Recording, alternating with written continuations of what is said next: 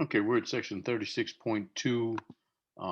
I tried to previously record this with a embedded video of me doing the experiment shown down here at the bottom. It didn't record very well, so I'm just gonna uh, uh, have that video uh, in posted on Canvas. It's an interesting video. It shows that at 1,000 hertz, we if we move the speakers, you um, get destructive interference at about 17 centimeters. Um, so, and it's just to demonstrate that we have a similar phenomenon with audio as we get in light to producing the light and dark fringes. So I'll post that on Canvas, but let's continue on with our discussion. We have now the uh, angles they show here are very, very large, and really the angles that we need to talk about are for small angles. They have them large here just for the uh, uh, discussion purposes, but the angles that we're talking about are very, very small.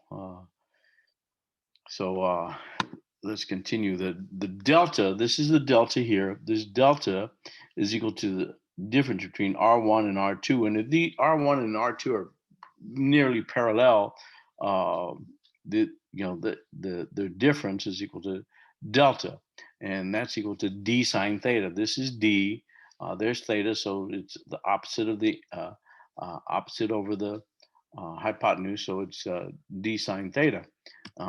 So for bright fringes, d sine theta bright is equal to m lambda, where m is called the order.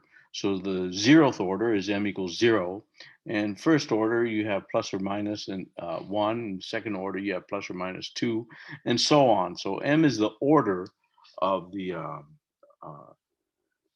the fringe. Let's look at this down here. When we assume R1 is parallel to R2, the path difference between the two rays is R2 minus R1 equals d sine theta. Well, the only way that they're parallel, you can see these are not parallel, but the only way that these are parallel or nearly parallel is the angle is small.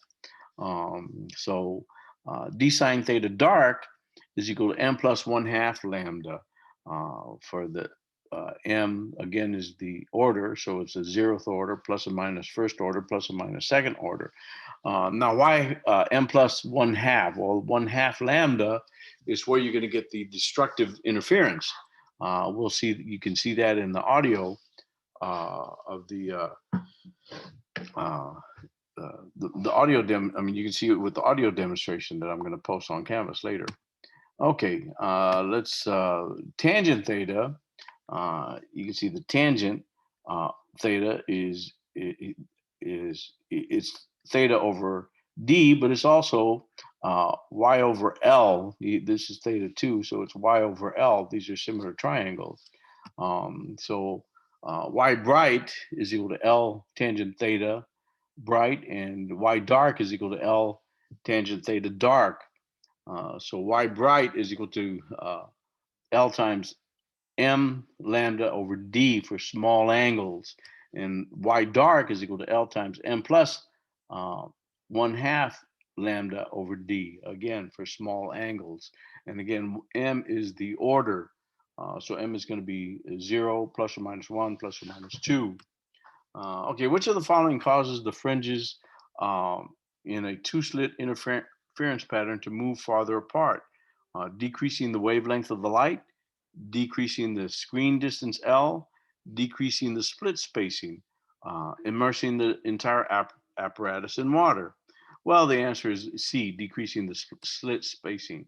If you immerse the entire apparatus in water, the that decreases the wavelength so that the fringes move closer together. And I think that's it. Oh no, we still have the analysis, a discussion of some of the examples. So again, uh, d sine theta bright is equal to m lambda, where m is the order, starting with the 0th order, then plus and minus 1, plus and minus 2. And d sine theta dark is equal to m plus 1/2 theta.